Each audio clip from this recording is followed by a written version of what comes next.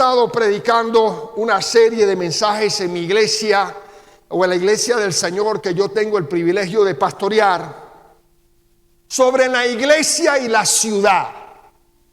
¿Cuál es la relación que debemos tener como iglesia de Cristo, verdad? Como el cuerpo de Cristo con las diversas ciudades donde Dios nos ha puesto.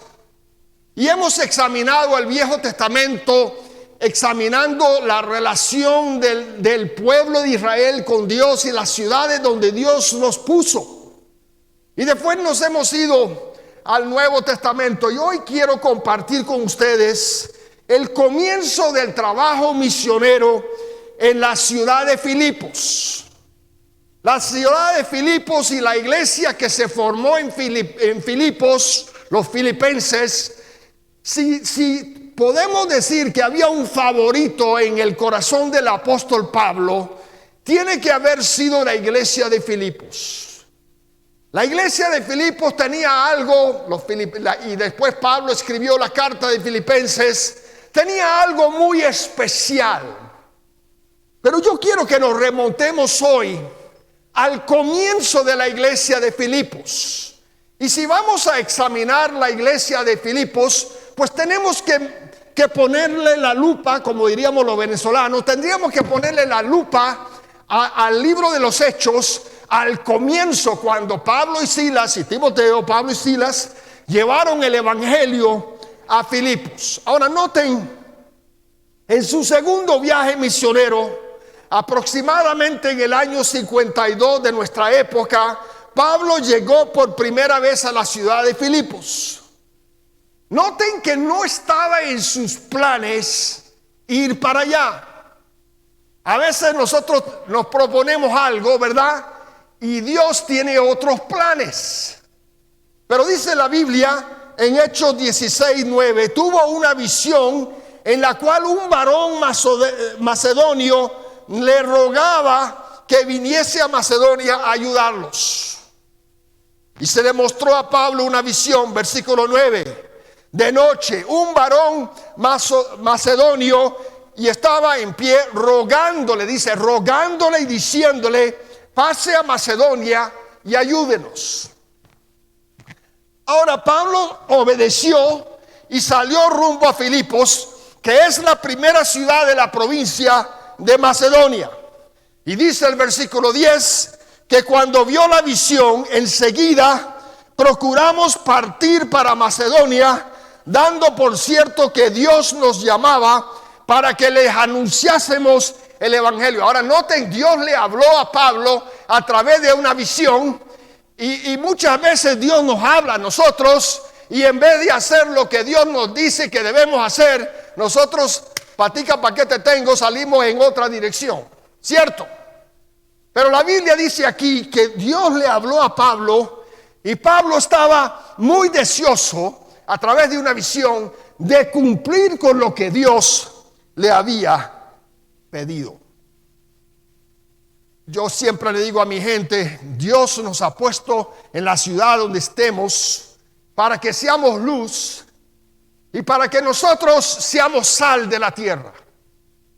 Dios no nos ha puesto en este lugar y en los lugares donde estamos en nuestros templos para que nos escondamos en los templos. Y si examinamos a la iglesia primitiva se reunía en el templo, ¿verdad? Y recibían la enseñanza. Y noten que eran valiosos y eran valientes porque se instalaban en el templo de los judíos y los judíos no los querían. Y después se iban a los oikos, a las casas, el nombre que ustedes tienen, a trabajar y alcanzar a los perdidos. Filipos era una ciudad antigua, fundada por Filipo, el padre de Alejandro Magno, en un lugar que dicen los expertos se llamaba Crenides, nombre que significa los pozos. Era una ciudad estratégica, y tenía un gran centro comercial, y era en lo que decimos nosotros una encrucijada, y donde había en los alrededores grandes minas de oro, y era un lugar de mucho comercio. Había minas de oro, de plata, y que las explotaban en los tiempos de los fenicios. Había una gran cadena montañosa que divide a Europa de Asia y al oriente del occidente. En esa cadena montañosa se formaba el camino o la ruta entre África y Europa, y necesariamente había que pasar por ahí. Filipos alcanzó el estatus de colonia romana, y estas colonias romanas eran instituciones admirables, tenían gran importancia militar, y estas colonias eran pequeños fragmentos de Roma, y la nota dominante era el orgullo de la ciudadanía romana. Entonces examinemos este relato, y yo quiero que nos enfoquemos en tres diferentes cosas. Vamos a examinar en primer lugar el entorno. Si usted está bosquejando esto, el entorno. El evangelio trasciende fronteras, culturas y estatus social. Amén. El entorno. El evangelio trasciende fronteras, culturas y estatus social. Y dice el libro de Apocalipsis que un día estaremos alabando al Señor delante del Cordero, y que habrá gentes, personas de todas las naciones, de todas las etnias. La palabra en el griego es la palabra patanaetne. Entonces examinemos el entorno del trabajo. Noten que el primer fruto fue Lidia, la vendedora de púrpura, que era una mujer asiática y tenía muchos recursos, tenía mucho dinero. Sígame en el capítulo 16, versículos 14 y 15. Dice: entonces una mujer llamada Lidia, vendedora de púrpura de la ciudad de Tiatira, que adoraba a Dios, estaba oyendo, y el Señor abrió el corazón de ella para que estuviese atenta a lo que Pablo decía. Y cuando fue bautizada y su familia, nos rogó diciendo: si habéis juzgado que yo sea fiel al Señor, entrad en mi casa y posad. Y nos obligó a quedarnos. Entonces, el primer fruto que conseguimos en el trabajo misionero en Filipos fue una vendedora de púrpura, de un tinte muy caro, muy costoso, que la usaban la gente de más plata de aquella zona. Ella era comerciante, y ella era comerciante de una de las mercancías más costosas en el antiguo mundo, la púrpura, que era como un tinte exclusivo para los reyes, para los emperadores, para los sacerdotes, como símbolo de riqueza y de poder. Y por eso esta mujer tenía abundantes recursos. La primera persona a quien Pablo y Silas le habló allá en Filipos fue a una vendedora, una comerciante. Dice la palabra de Dios que el Señor le abrió el corazón de ella para que estuviese atento a lo que Pablo le decía. Y enseguida creyó, porque dice la Biblia que se fue bautizada, ¿verdad? La segunda persona que contactaron en Filipos fue la esclava griega. El otro lado de la moneda, lo más bajo de la sociedad. Los esclavos griegos eran lo más bajo de aquella sociedad, un instrumento en las manos de hombres sin escrúpulos. Dice Hechos 16, versículos 16 al 18: y aconteció que mientras íbamos a la oración, nos salió al encuentro una muchacha que tenía espíritu de adivinación, la cual daba gran ganancia a sus amos adivinando. Y esta, siguiendo a Pablo y a nosotros, daba voces diciendo: estos hombres son siervos del Dios Altísimo, quienes os anuncian el camino de salvación. Y esto lo hacía por muchos días, mas desagradando a Pablo, este se volvió y dijo al espíritu: te mando que en el nombre de Jesucristo que salgas de ella. Y salió aquella misma hora. Ante la ley, la esclava griega era una persona Realmente no era considerado una persona, era un instrumento. Era un instrumento de los hombres sin escrúpulos. Era una herramienta viva. Y a consecuencia de sacarle el demonio que ella tenía, dice la Biblia que a Pablo y a Silas los invitaron y los pusieron en el mejor hotel, el hotel intercontinental. Eso fue lo que pasó. No fue así, ¿verdad? En vez de darle la bienvenida a la ciudad, los metieron en la cárcel. Porque los dueños de la esclava decían: esta alborota nuestra ciudad. Y resulta que ellos estaban preocupados porque estaban perdiendo dinero. Habían perdido su instrumento. Entonces el primer fruto fue una comerciante de Asia. El segundo fruto fue una esclava griega. Pero noten el tercer fruto del trabajo misionero en Filipos. Dice, fue el carcelero, porque estando preso vino, vamos a leerlo, dice: pero a medianoche orando Pablo y Silas, lea conmigo en los versículos del 25 al 29, dice: pero a medianoche orando Pablo y Silas cantaban himnos a Dios, y los presos los oían. Entonces sobrevino de repente un gran terremoto, de tal manera que los cimientos de la cárcel se sacudieron, y al instante se abrieron todas las puertas, y las cadenas de todos se soltaron. Despertando el carcelero y viendo abierto las puertas de la cárcel, sacó la espada y se iba a matar, pensando que los presos habían huido. Mas Pablo clamó a gran voz diciendo: no te hagas ningún mal, pues todos estamos aquí completicos. Él entonces pidió luz, se precipitó adentro y temblando se postró a los pies de Pablo y de Silas.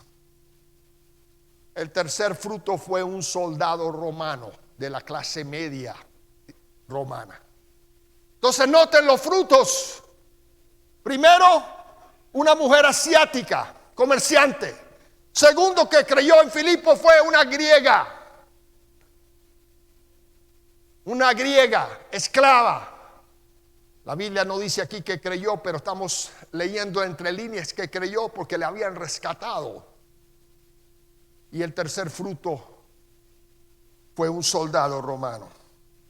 El carcelero era un ciudadano romano, miembro de la fuerte clase media romana, y se ocupaba de los servicios civiles.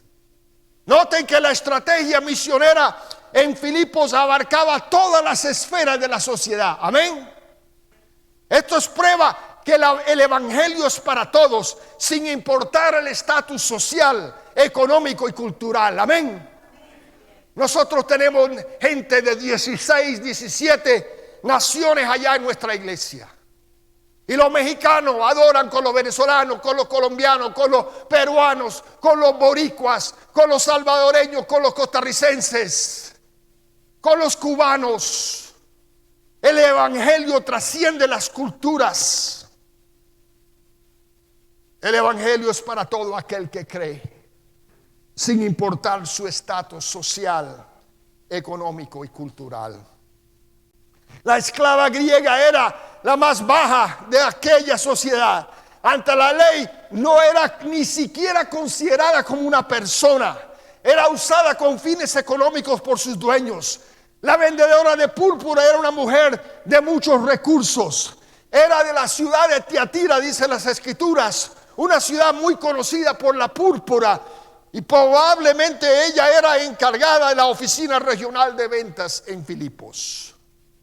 Noten que Dios la sacó a ella de una ciudad lejana para oír el evangelio. Tenía mucho dinero y pertenecía a la gran sociedad. Como le dije, el soldado romano era ciudadano romano. Su tarea era cuidar los prisioneros.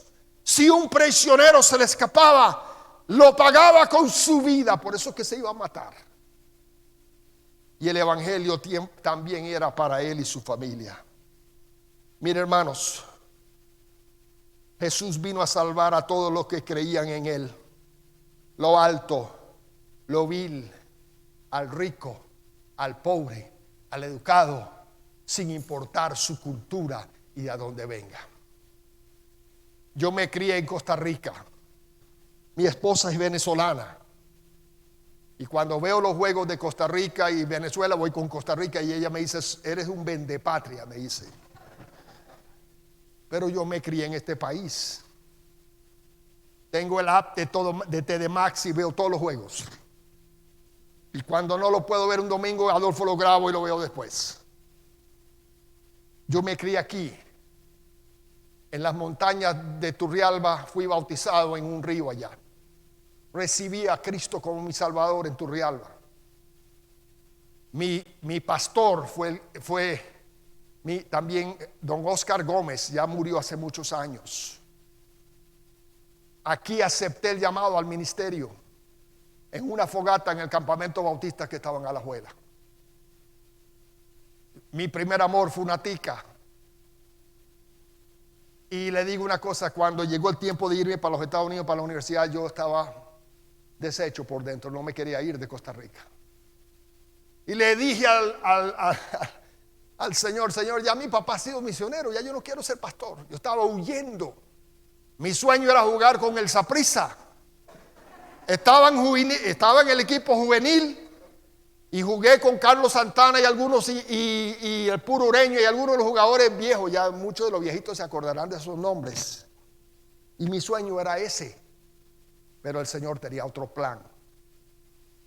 Y en una fogata enfrente, que mi papá era el director del campamento, y en una fogata en el campamento de Alajuela, en Ojo de Agua de Alajuela, ustedes a lo mejor han conocido, han ido. Ahí le dije, Señor, me rindo, porque tú me estás llamando a la obra misionera,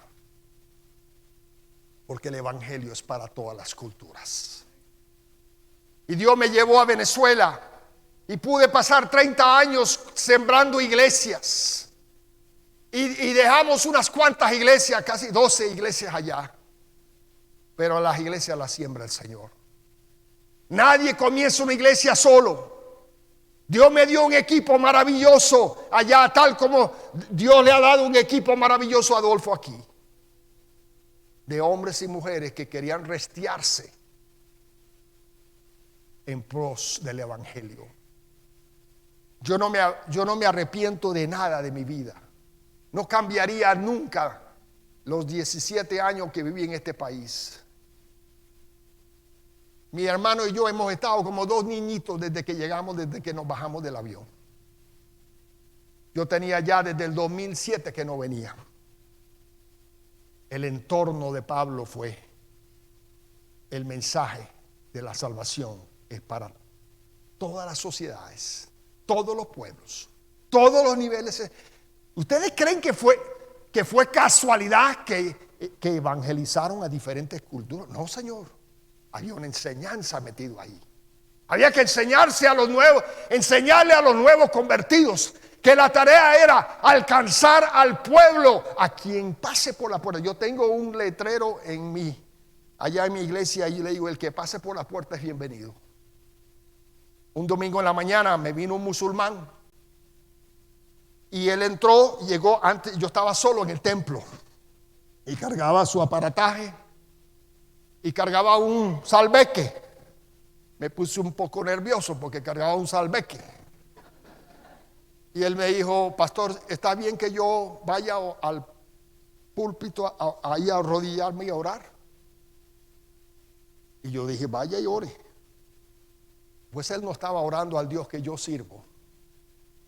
Pero yo digo: si lo boto a la calle, ¿cuál es el ejemplo que estoy poniendo para mi gente? Aquí hemos dicho que el que pase por la puerta es bienvenido. Y él oró y se paró y se fue y me dijo: pastor, usted es el primero que no me bota de su iglesia. Pero el salveque se lo llevó, gracias a Dios.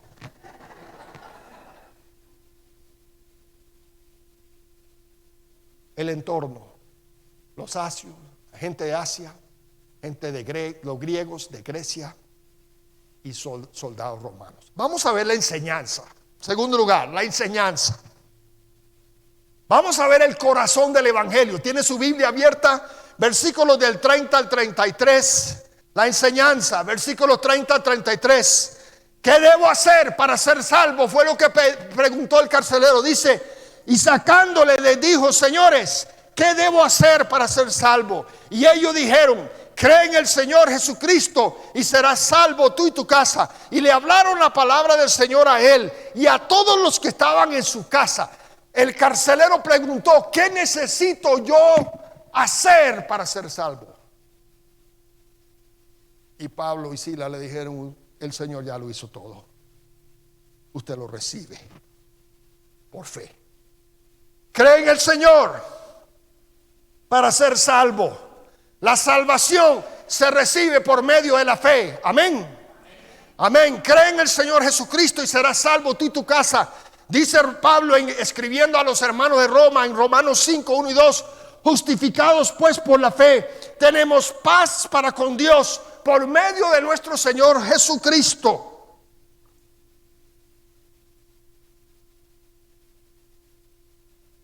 Por quien tenemos entrada por la fe a esta gracia a la cual estamos firmes y nos gloriamos en la esperanza de la gloria de Dios. La enseñanza de Pablo fue, cree en el Señor y serás salvo. La salvación se recibe por fe, porque por gracia somos salvos por medio de la fe, y esto no es de vosotros, pues es un don de Dios, es un regalo que Dios nos da, no por obras, para que nadie se gloríe. Efesios 2, 8 y 9. Cuando usted llegue delante de Dios, el Señor no le va a preguntar a qué iglesia asistías, no le va a preguntar de dónde eres miembro, te va a preguntar qué hiciste con mi hijo. O lo recibiste o te hiciste el loco. La salvación se recibe por fe. Número 3. Quiero que veamos la estrategia que ellos usaron. La estrategia, si a usted le gusta y le apasiona esto, debajo de la estrategia, letra A en mi bosquejo, yo tengo: predicaron el evangelio sin temor. Amén.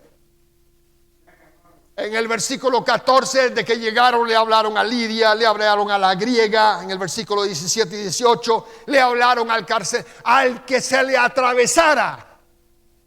Le hablaron de Cristo.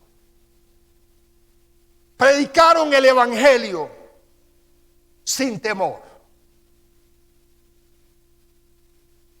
¿Hace cuánto que no le hablas a alguien de Cristo? Yo me acuerdo después, yo fui a Venezuela con la misma junta misionera que trajo a mi mamá y a mi papá aquí.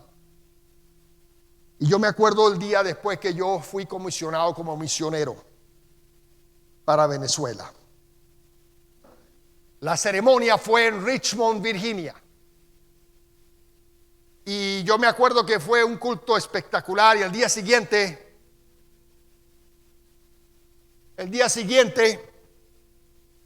salimos de Richmond para Texas, donde estaba en el seminario, y el avión salió de Richmond, y por alguna casualidad, no sé por qué, el avión voló de Richmond a Washington, de Washington a Chicago, de Chicago a Atlanta, de Atlanta a Dallas. Le dimos la vuelta a los Estados Unidos. Y llegamos a Dallas, y en el invierno en Texas no hay muchos árboles, y cuando hace frío hay que arroparse. Y yo le dije a mi esposa: estamos cansados, hemos viajado todo el día, no le vamos a contestar el teléfono a nadie, ni vamos a contestar la puerta. Y cerré toda la cortina y me voy a dormir. Ahora, ¿qué pasa cuando tú dices que no le vas a contestar la puerta a alguien? Yo dije: Dios santo. Me asomé al huequito, porque los gringos tienen un hueco donde usted puede mirar para afuera para ver quién está.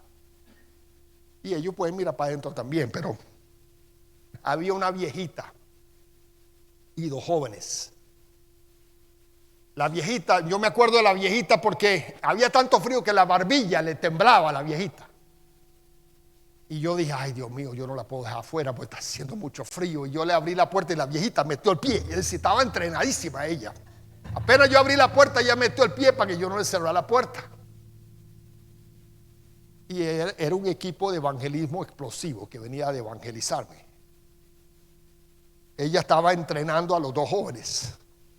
Ahí hay una enseñanza. Podemos aprender mucho de los que han ido delante de nosotros. Si solo ponemos los celulares a un lado y hablamos con la gente mayor, podemos aprender mucho de los que han caminado antes que nosotros. La viejita no me hizo ninguna pregunta diagnóstica, comenzó a bombardearme. Había memorizado todas las escrituras, los versículos me los decía de memoria. Y al final me dijo, ¿usted quiere recibir el regalo de la vida eterna? Y yo le dije, señora, yo no la pude interrumpir porque no me dio cosa, pues. Pero anoche yo fui comisionado. Ella venía de una iglesia bautista como uno de sus misioneros para la obra misionera en Venezuela. Y nunca olvidaré lo que me dijo. Me dijo, ay, qué emoción. Y le temblaba la barbilla. Ya estábamos adentro. Y me dijo, hoy he conocido a un verdadero misionero. Y el Espíritu Santo me dijo, ajá, ya te están poniendo en un pedestal. ¿A cuántos le hablaste tú de Cristo en el avión hoy? Que te mandé por todos los Estados Unidos y tuviste una persona diferente en cada uno de estos trayectos. ¿Y a cuántos le hablaste de Cristo? ¿A cuántos le hablaste de mí? Era como que si me dieran por la cabeza. Y yo creo que el Señor me mandó esa viejita para que el joven misionero pusiera sus prioridades en orden. La viejita me mandó, el Señor me mandó esa viejita para enseñarme. Te di muchas oportunidades para hablar de Cristo hoy y no hablaste ninguno en el avión. Sobre todas las cosas, lo que quiero que compartas el mensaje de salvación. Esos edificios que quieres construir en Venezuela, los templos, el campamento, eso está muy bien. Pero más que cualquier otra cosa, lo que quiero es que hables a la gente de mí. Dice la Biblia que le compartieron el evangelio al carcelero. Creed en el Señor y serás salvo. Todo aquel que reconoce que es pecador y que recibe a Cristo que lo pagó todo en la cruz del Calvario por nosotros, será salvo.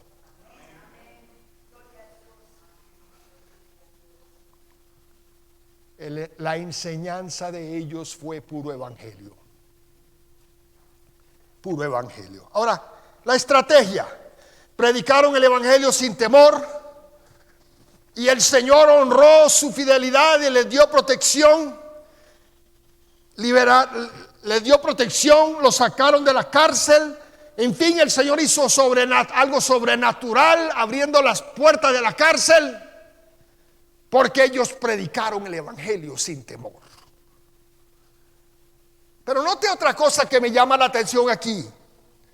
Alcanzaron familias. La segunda parte de su estrategia es que alcanzaron familias completas, enteras. Dice el versículo 15, y cuando fue bautizado, ¿y su qué? Familia. Nos rogó diciendo, si habéis juzgado que yo sea fiel, entra en mi casa y posad. Y los obligó a quedarse. Y dice el versículo 32, y le hablaron la palabra del Señor a él y a todos los que estaban en su ¿qué? En su casa. Los apóstoles buscaron familias enteras. Dice en los evangelios que salían y salían y entraban en una casa, y hasta que la gente no creyera todas, no se iban de ahí. Usted se imagina eso el día de hoy. Vengo a presentarte el evangelio y no me voy hasta que todos crean. Así que saque la comida allá y vamos a darle. No. Buscaron familias completas. Necesitamos hoy buscar familias enteras. Por eso usamos nosotros las células en nuestra iglesia, para meternos en los hogares de personas que tal vez no vengan a un templo.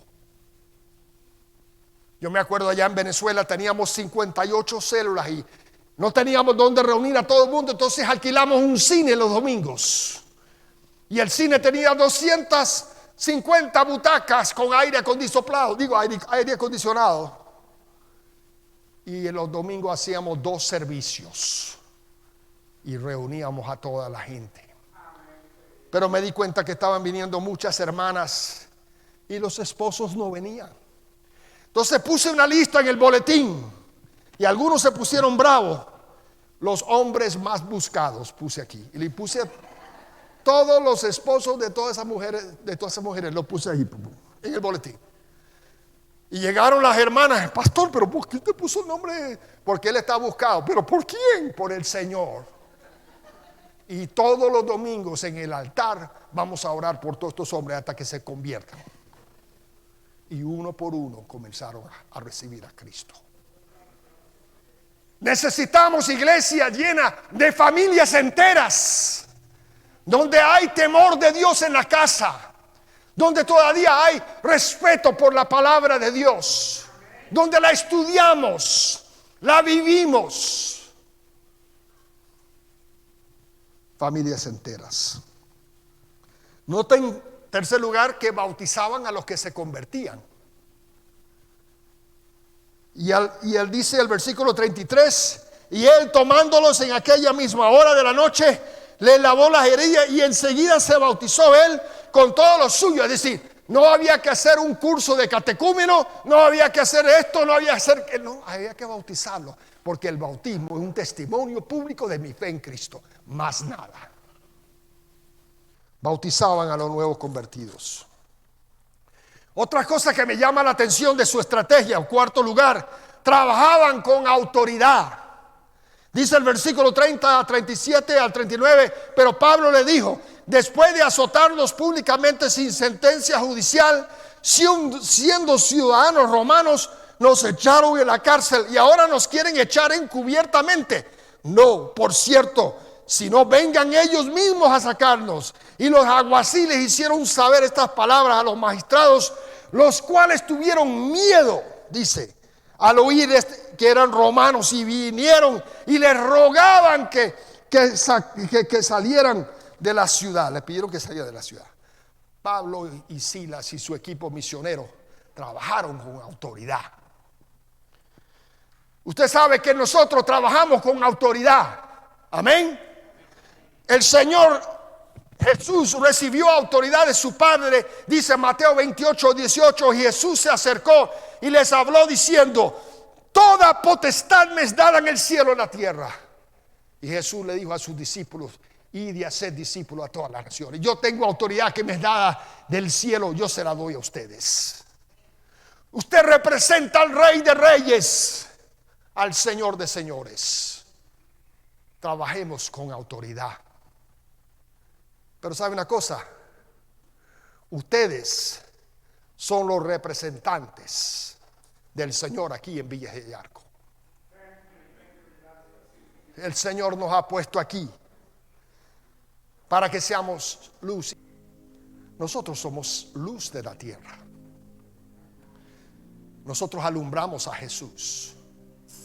Pero cuando no lo hacemos, somos piedra de tropiezo. Y si nosotros no hablamos, las piedras hablarán. Trabajaban con autoridad. Esa autoridad nos ha sido dada a nosotros para que hagamos su voluntad.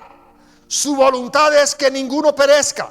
El Señor no retarda su promesa, según algunos la tienen por tardanza, sino que es paciente para con nosotros, no queriendo que ninguno perezca, sino que todos procedan al arrepentimiento. Tenemos autoridad. Con esa autoridad debemos trabajar, pero con esa autoridad también viene responsabilidad de cumplir la gran comisión. Y la pregunta que nos hacemos hoy es: ¿dónde están tus discípulos? ¿A quién hemos discipulado? Cuando tengamos que presentarnos ante el Señor para recibir nuestra recompensa, ¿qué habrá en nuestra canasta de frutos? ¿A quién le hemos compartido?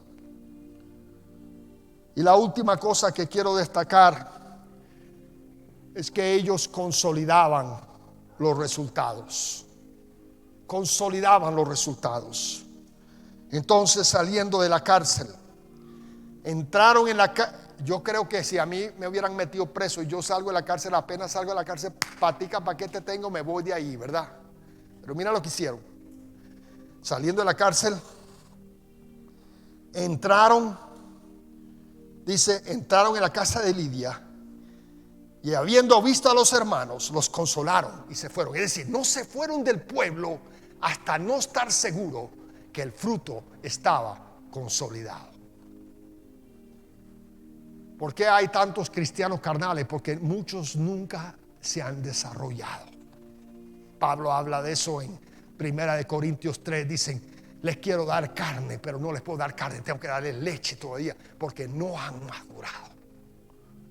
Y antes de irse, consolidaron los resultados.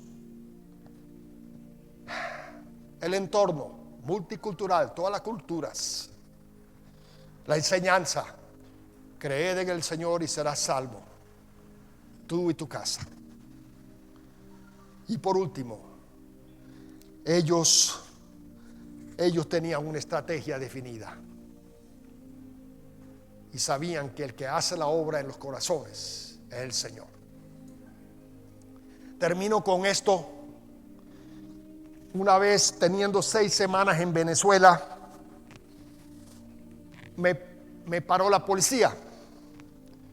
Yo no había entendido que allá, cuando te para la policía, hay que pagarle al fiscal y él te deja ir.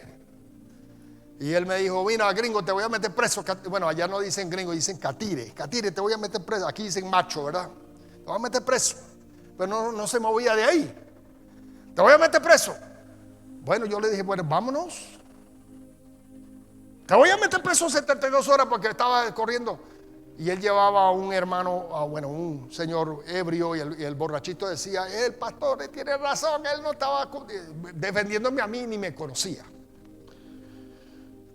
Bueno, me llevaron al centro de la ciudad, me pusieron en un calabozo junto con el borrachito que él llevaba. Pero yo no estaba cantando alabanzas al Señor como Pablo y Silas.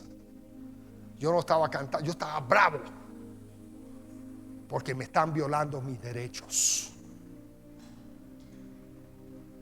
Pero era un misionero muy joven, tenía mucho que aprender. Lo mismo le pasó a un veterano misionero, Carlos Clark, allá. Y él llamó a su esposa y le dijo: adivina qué, me van a meter preso 3 días por conducir un poquito rápido. Tráigame 2 cajas de Nuevo Testamento y pase por Kentucky Fried Chicken, tráigase una paila de pollo, porque tengo 3 días con estos hebreos, con estos reos, para hablarles de Cristo. Qué enseñanza más grande me dio Carlos Clark. A las 6 horas le dijeron: llévese su Biblia, pero deje el pollo. Deje el pollo, pero llévese la Biblia y váyase. Déjenos tranquilos. Están alborotando nuestra cárcel con el evangelio. Lo que necesitamos en nuestro mundo hoy es iglesias que salgan a alborotar el mundo con el poder del evangelio. Porque el evangelio es poder de Dios para salvar a todo aquel que cree en Jesús. Esa es mi oración para ustedes. Que sean una iglesia que se preocupen por el entorno. Todos los que están en esta zona, no importa de dónde vengan. Que sean una iglesia que siga proclamando y que su enseñanza sea: cree en el Señor y serás salvo tú y tú. Y que trabajen con autoridad, buscando familias enteras, compartiendo el evangelio, consolidando los resultados. y vamos a ver qué va a hacer Dios. Esta obra no se trata de nosotros. Adolfo, estoy predicando en una iglesia y mis padres estuvieron aquí en el comienzo y mis padres salieron de aquí en 97. Mira la cantidad de años que ha pasado y ustedes siguen fieles al Señor, proclamando el mensaje de salvación a este pueblo. Es raro conseguir un pastor que tenga tantos años en una sola iglesia. Dios los ha bendecido. Cuiden a su pastor, amen a su pastor, a su pareja pastoral. Son bendecidos. Que Dios nos ayude, que nosotros allá en Panamá City, ustedes, ojalá podamos hacer una sociedad juntos y trabajar juntos, que si es de Dios se hará, ¿verdad? Pero que sigamos fieles, sabiendo que el que comenzó en nosotros la buena obra nos perfeccionará hasta el día de Cristo.